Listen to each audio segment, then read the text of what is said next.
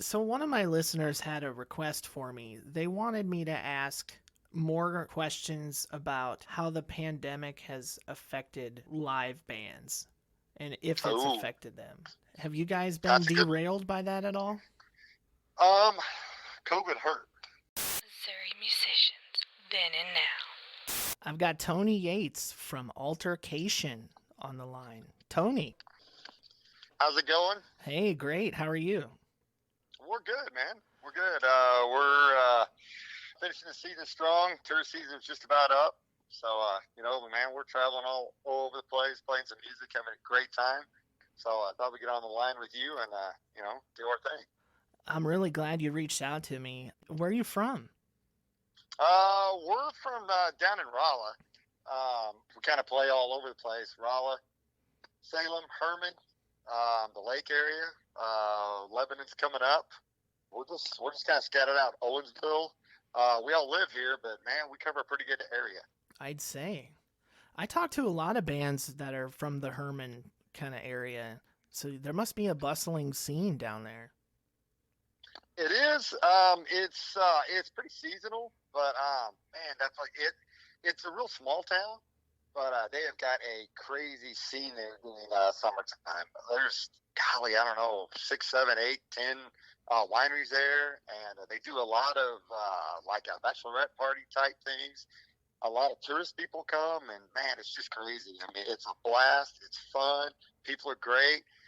They got these trolleys that go from winery to winery, and if you can get hooked up with one of those wineries to get in there, it's just a blast.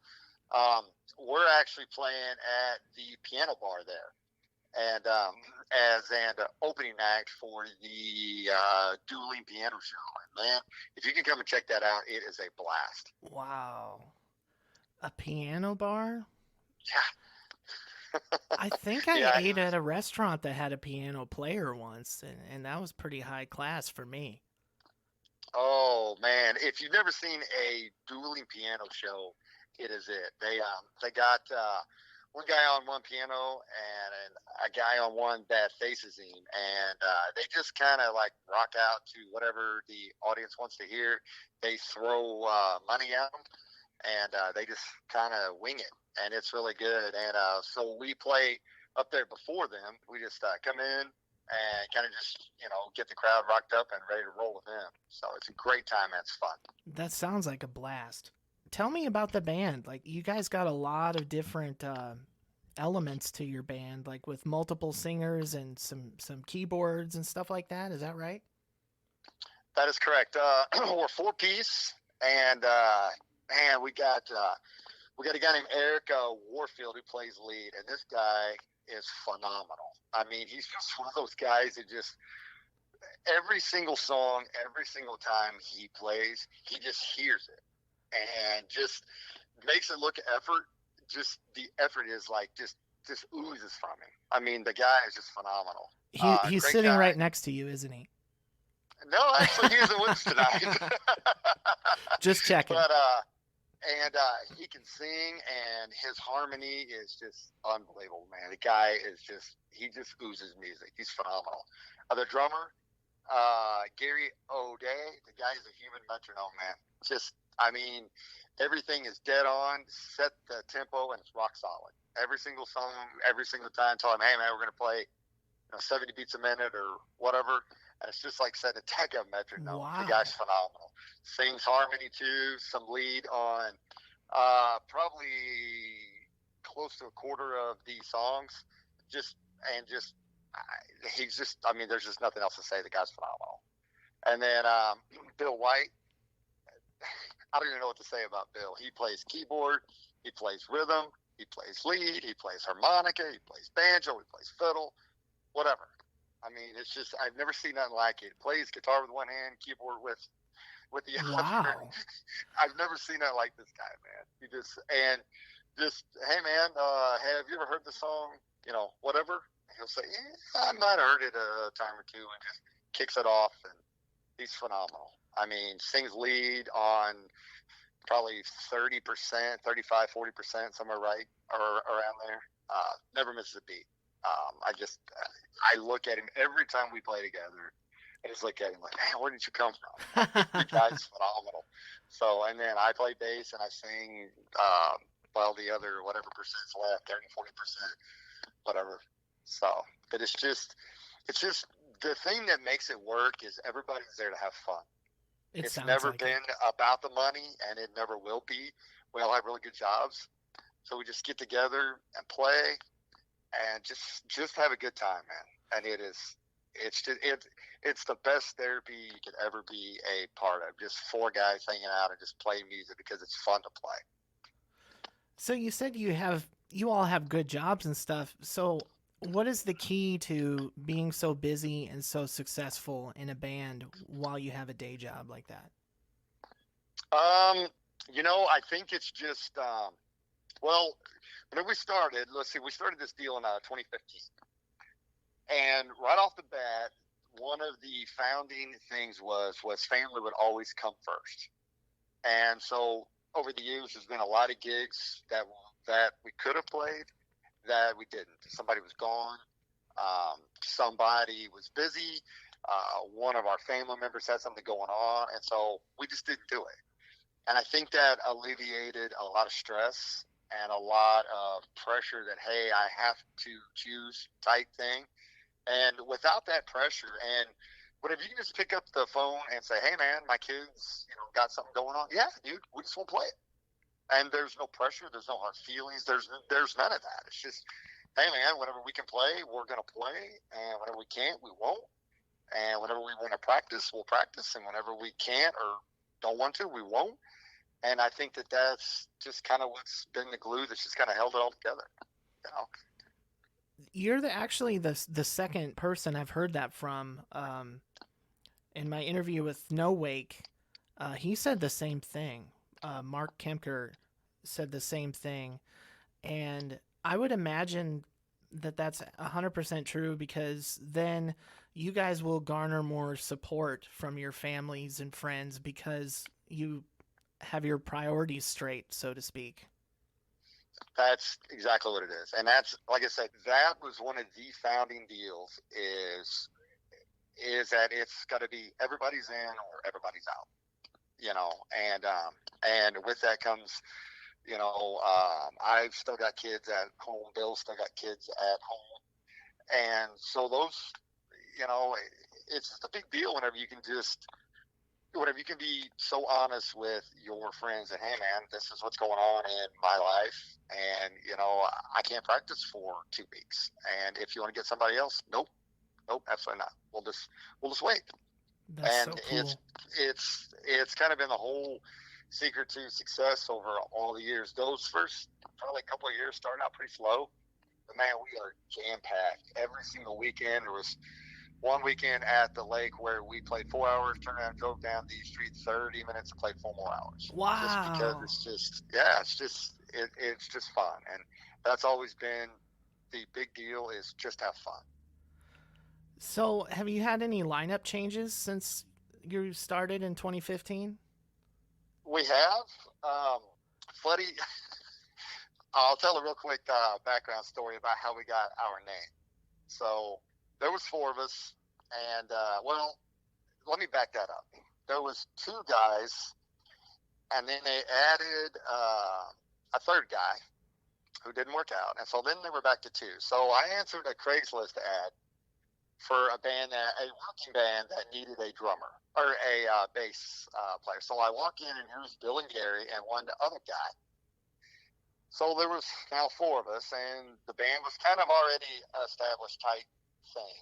We've practiced 3 or 4 months, went to the first gig. It didn't work out real well. So kind of had a little bit of a spat with the guy who had founded the band. And so Gary and I and Bill met the day after the gig, and we were like, man, that was kind of a disaster. And it really would have been that bad, except we had this altercation with the founder guy. That's where the name came from. Aha. And so the 3 of us just kind of sat, and we went through some people looking for the right guy. And then we found a guy who was with us 6 years, and a fantastic guy, man. I mean, he could sing, he had the looks, a really good guitar player, great guy. And then, he just, family just became more than music, which is perfect. I mean, that's how it is supposed to be. Sure. And, so he went on his way, and now we do three-piece. And whenever Eric is available and he's close, then he jumps in and fills in, just fills in the gap and makes it what it should be. That's awesome. So that's kind of just how we got to where, to where we are. We morphed and changed whenever we needed to change, and we're still rocking strong, man. Yeah, the reason I asked that was to kind of tie in the longevity with the family first philosophy, and you beat me to it. I usually ask where the origin of band names came from, so I appreciate that. Sure. And it's kind of a funny story. So you guys play rock, blues, and country? Rock, blues, country. Man, we've everything from the Thrills Go On to Uptown Funk to every rock song, Cumbersome. Yeah. I mean, you name it, we're scattered all over the place. And Bill has wrote a lot of original music, and man, it is hit worthy. I mean, he has one song that every time we play that song, people come up, man, we got to hear it on the radio. Can we buy it? I mean, it is. Wow. It is a fantastic song. Also, I'll send you that. Okay. And maybe if you can plug in somewhere, it is fantastic, man. That's great to get that Probably, direct feedback from the people like that. Oh, yeah, absolutely. It is just one of those songs where women swooned over it. If Bill was better looking, then they would definitely love the song. But it is what it is.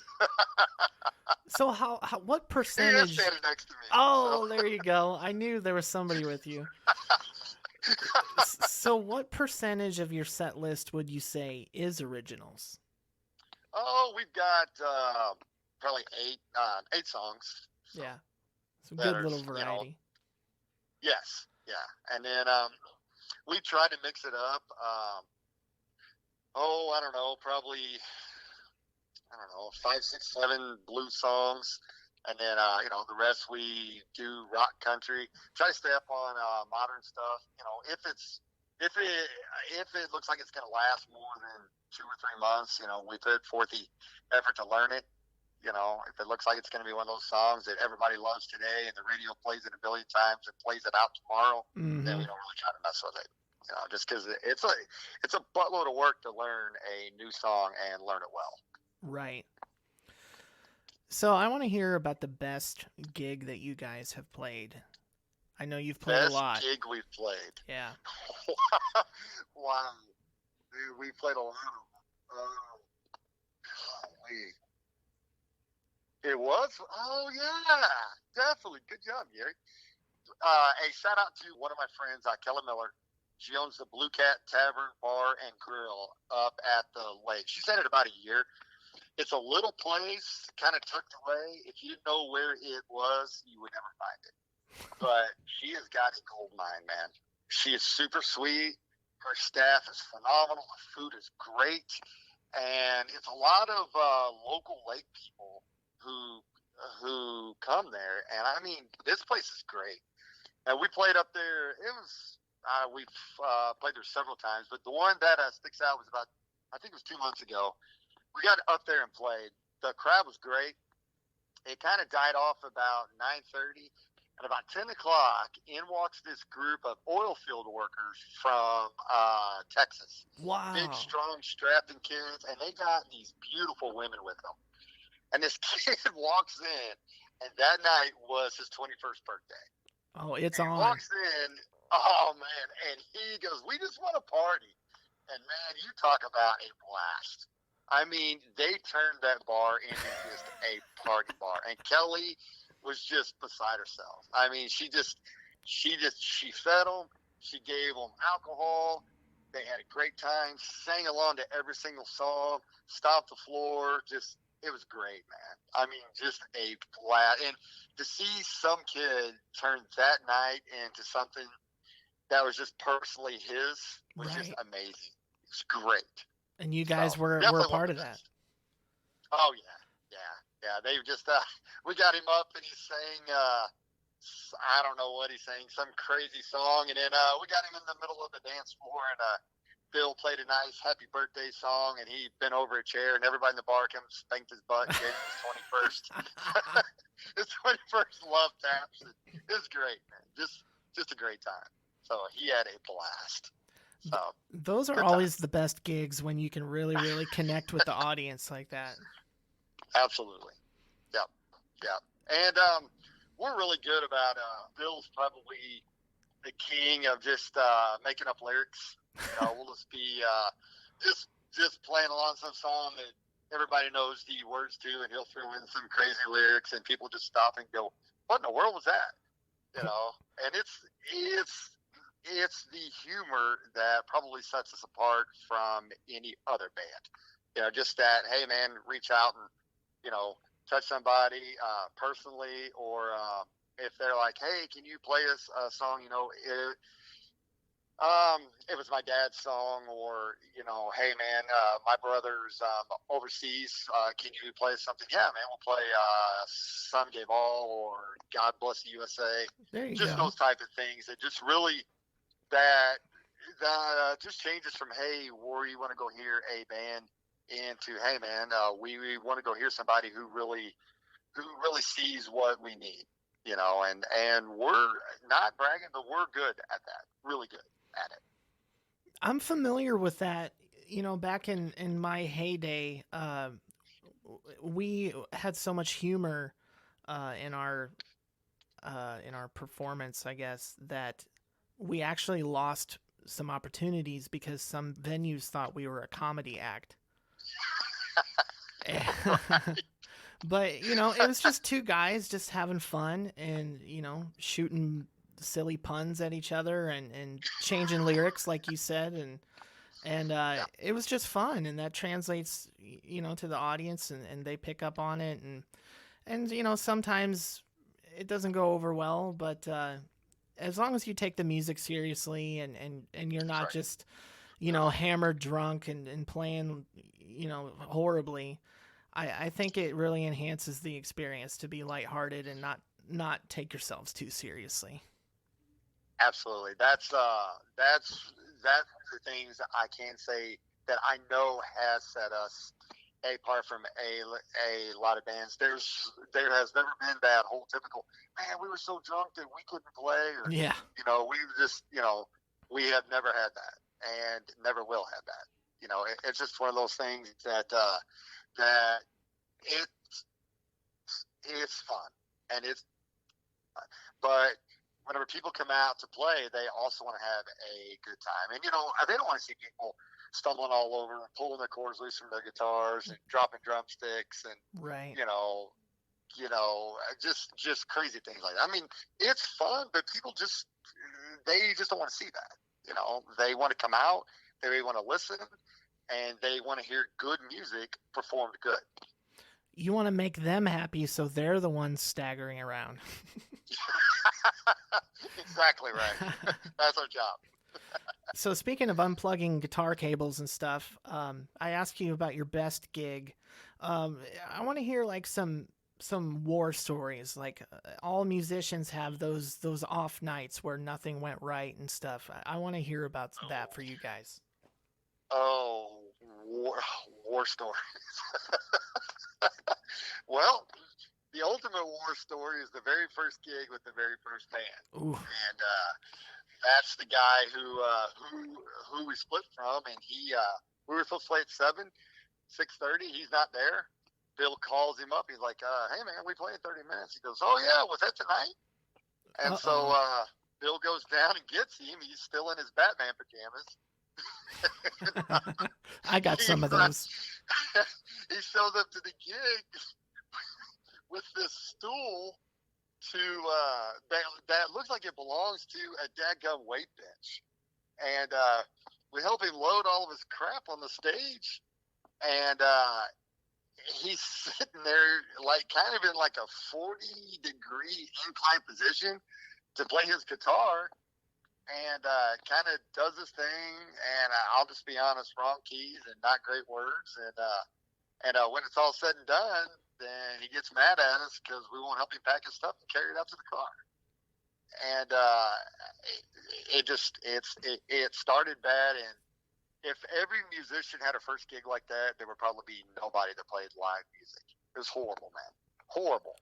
Yeah, and nobody likes to pack up after you're done. And nobody likes to pack up anybody else's stuff either. Exactly. You know.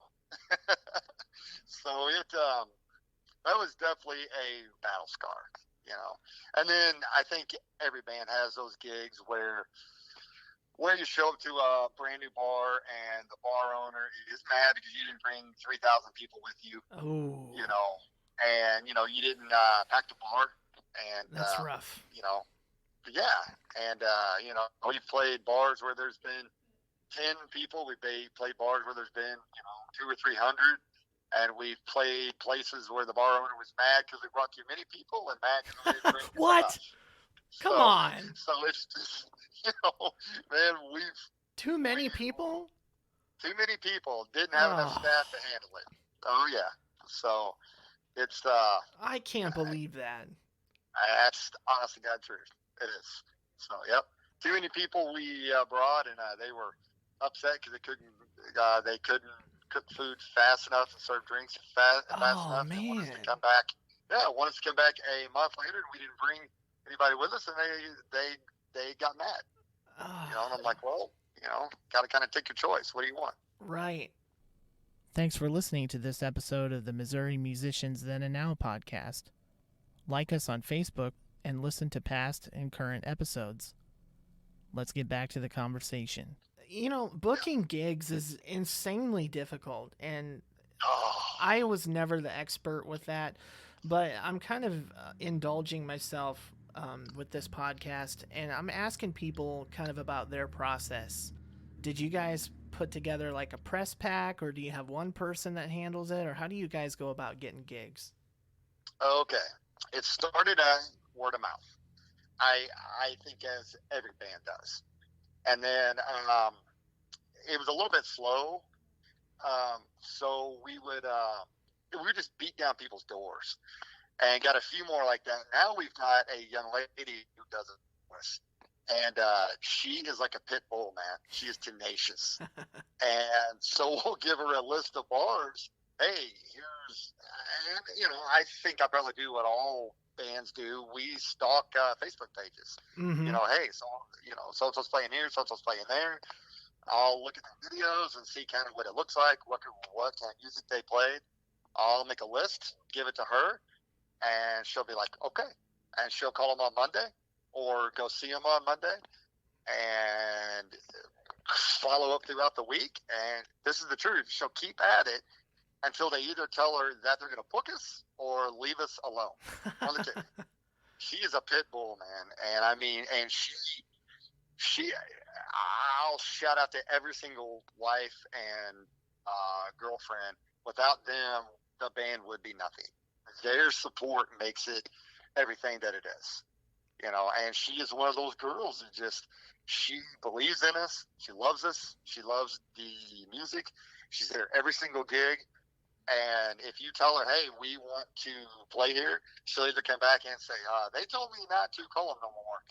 Or she'll say, hey, you guys are booked on whatever day.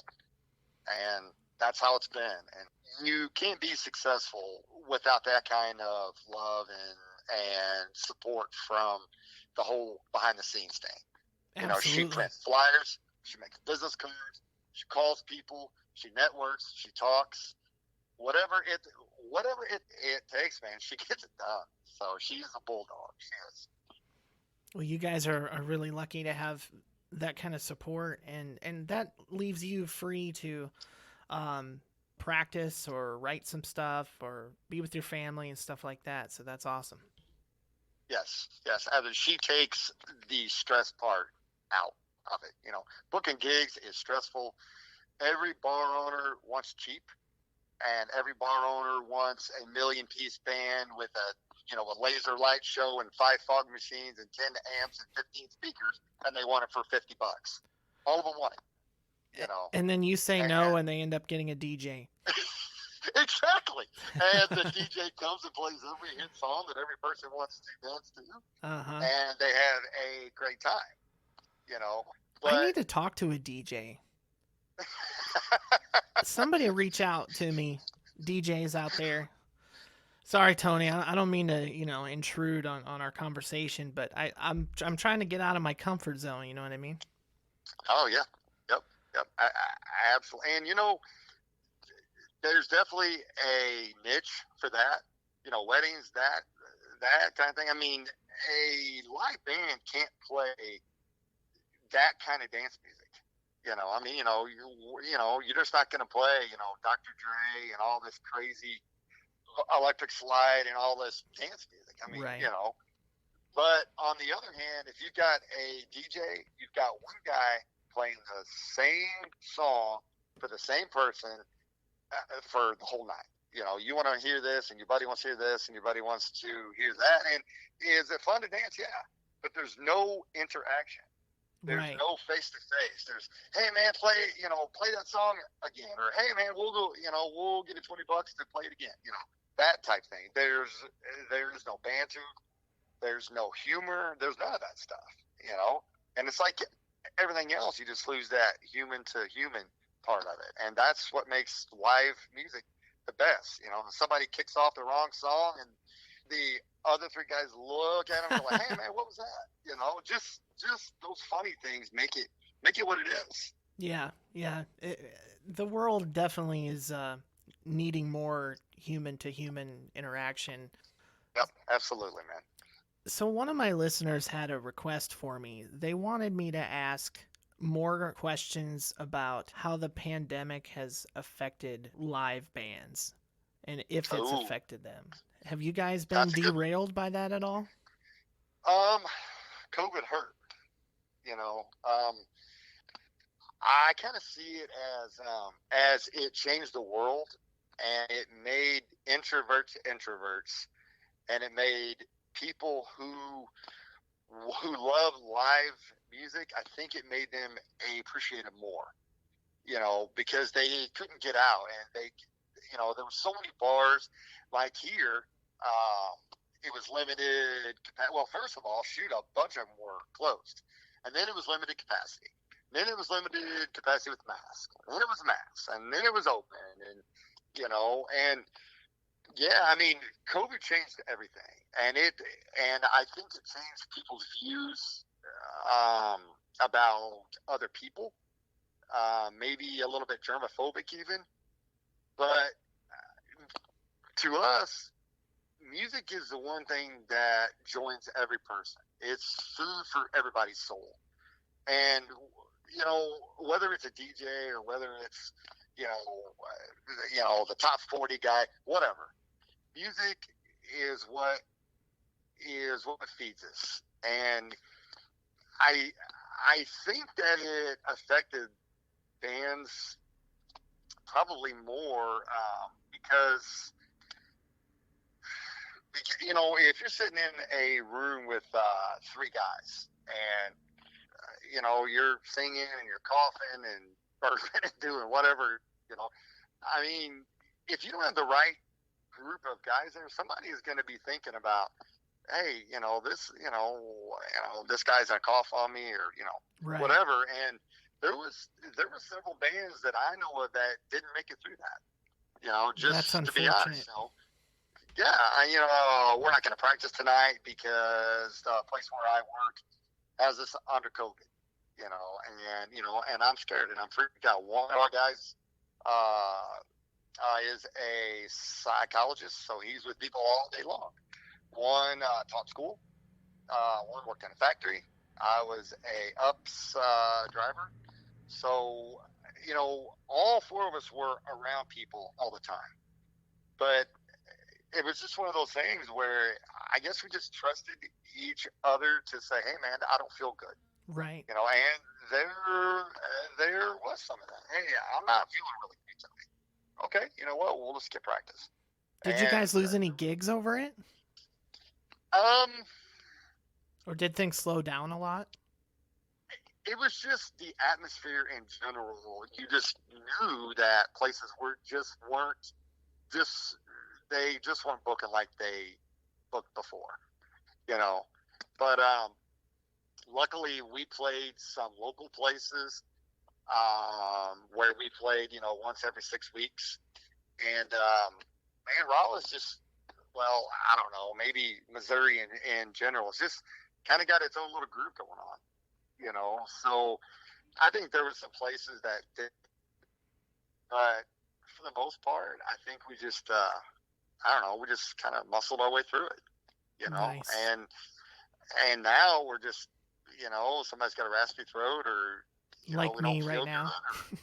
Yeah, right. And I've had a cough since COVID, and I can't sing like I used to. And so, what did Bill say? Hey, you know what? We'll just change the key. And so we did. We dropped it from A to G, and it's better. Wow, it affected your singing voice? Yeah. Wow. Yeah. And that's the beauty of being with guys who just love music. Whatever it takes, we'll figure it out. And if we can't figure it out, we'll just drop the song and we'll learn a new one. Simple as that. Yeah, it sounds like you guys are incredibly versatile. Yeah. I want to touch on do you guys have any CDs out, or tell me about like how people can hear you without going to see you. Obviously, we want them to go see you, but where can they find your stuff? We don't have any CDs out just because I'll probably be honest, I don't think none of us are smart enough to get them out. So we're not tech people. However, we got a lot of music on our Facebook page, and we do have a actual website. And people can check us out there. Man, we need a CD back, because every live show, somebody's like, "Hey, man, where can we hear that song?" Or where can we get it out? We really need to do Spotify and whatever those other kind of things that people are doing. Don't really know, but we need to be part of it. We just haven't done it. So just to be honest, this year, I don't know how many gigs we've played, but it's been every single weekend, and a lot of times 3 times a weekend since March. Wow. And it has been insanely busy, crazy busy. And this year we wouldn't have got nothing put out. I promise you. We concentrated on just being in front of people, and it's been that way nonstop, man. So it's crazy. It's crazy busy. And I think some of that is from COVID, where people got stuck inside for what, a year, year and a half, right? And all of a sudden the bars are like, "Hey, man, we got music," and people are just like, "Oh my god, anything to get out." The hose has been unkinked. Really care who's playing, we're just gonna go watch, Right. So. But our Facebook page, the spelling is a little bit strange. It's Alter-K-Shon, AlterKshon. So you can look us up on there, and the actual website is www, all one word, thealtercationband.com. Cool. What kind of gigs do you guys have coming up? Okay, schedule's looking like we've got some Dixon stuff. We've got some Rolla stuff. We've got some Blake stuff. We got Lebanon coming up. And we're starting to book next year. We kind of waited a little bit late just because the lake is hard to get into, and so the girl who does our booking, Tammy, she's working on next year for us up out at the lake. We've played some really great gigs this year. We played the Encore, played CJ's. Just a lot of places up there. Played the Blue Cat. Golly, I don't even know them all. Red Oak Resort, 28 Shots. We just played a lot of places. So coming up, tour season's just about over, as all the lake people know. So we'll probably get away from the lake and stay more local, with crappy weather coming, roads and all that stuff. We've got, we got Rich's Burgers coming up. Got Tater Patch, 28 Shots. We got the Wild Oaks Resort Campground in Lebanon. We got the St. James Grape and Fall Festival, which, man, if you've got people that like to get out and see like the whole town kind of come together thing, that is a fantastic thing. They got live music the whole weekend. They've got like a grape stomping competition for the kids. It's just fantastic. They shut down the whole town for all the blocks and set up all these street vendors. And we're going to play some music in the beer garden there. That'll be that Thursday night. We're actually kicking it off. That sounds amazing. Oh, it is fantastic, man. Great time. It is great for kids. Parents can sip on some wine and just check things out. It is great, man. It's a good time. We got the piano bar in Herman coming up. And then we're at New Year's Eve. That's a good one. We're at CJ's Partyplex in Eldon, and it's going to be an 80s theme night. Whoa! So if you got some, wait a minute. Did you say Eldon? Yep. CJ's Partyplex. I'm gonna embarrass myself here, but where is that? I literally live in Eldon. Oh gosh. I wish I knew the name of that road. Coming into Eldon, oh my gosh, from the east side, it's the first major road to the left. I think, was it an old VFW? Yeah. Yes. Wow. Yep, that is it. They built a big campground there, got a big swimming pool. That place inside is fantastic. Got a massive stage. Really, I don't know how many people that place holds. Probably, I don't know, 300-400 people. I mean, it's huge. Stage is great. The food is fantastic. The bartenders are great. It is great, man. Great place to be.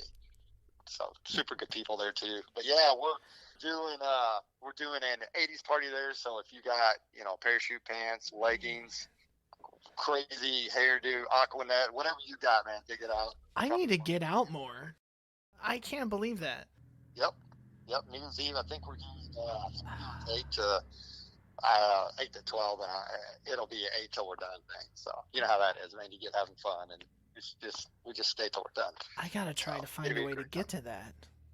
Yeah, it'll be fun, man. Man, no excuses. Like, I live here. Yeah, it is a really great venue, and she's got it going on, man. So super great lady. So cool. Well, Tony, it's been great to talk to you. You guys sound so positive and so fun, and you have a great support system behind you, and you're incredibly successful and always busy, and I'm really happy for you guys, and by golly, you taught me something tonight, that there's a venue in my own town that I wasn't aware of. And so I really appreciate that. But everybody check out their Facebook page, Alter-K-Shon, and the website, thealterkshonband.com. Is that right? Yes, sir. Okay, I didn't want to get that wrong. So, Hey, we'll talk again soon. I appreciate your time. Hey, man, thank you so much for your time. Take care, Tony. All right, yes, sir. Bye-bye.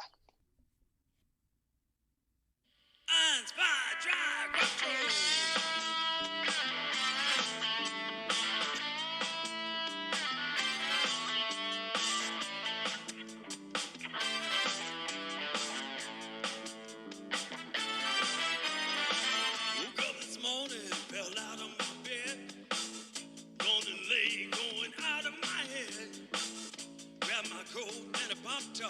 I'm out the door. Who got my hat? It's starting to rain. Miss my boss, it's the same old thing. An hour later, I'm dripping on the boss's floor. Where you been? He said real slow.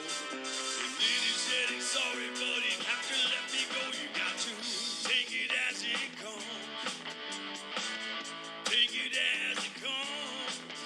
On a long or short ride, never running high. Just take it as it comes.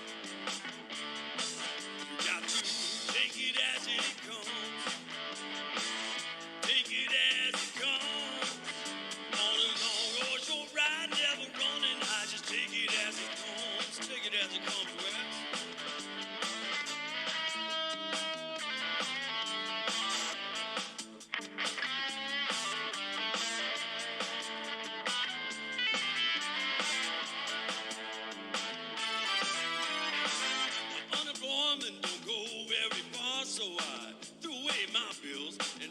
guitar. What are they gonna do? Fire me? Don't need a clock making me late. Don't need a boss always making me wait. Yeah, my whole life's a lunch break. All my life, one lesson I've learned. Better stay cool or you might get burned. Got to take it as it comes. You take it as it comes. On a long or short ride, never running high. Just take it as it comes. Got to take it as it comes. Take it as it comes. On a long or short ride, never running high. Just take it as it comes. Here we go.